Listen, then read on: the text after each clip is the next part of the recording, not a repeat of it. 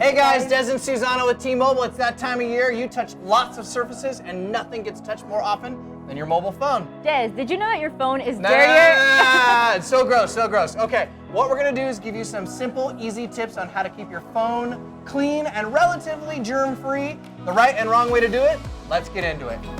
Tip number 1, don't use your phone in the restroom. When toilets flush, they can spread germs all over the place, including the surface of our phones.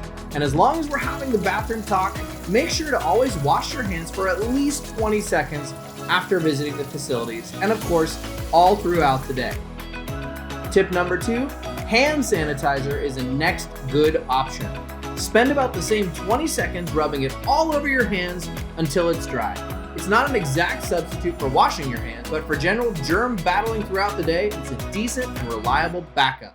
And here's a pro tip, avoid touching your face with your phone. So rather than sneezing or coughing into your screen when you're sick, think about using earbuds, AirPods, or even speakerphone. Now tip number 3, last but not least, clean your device.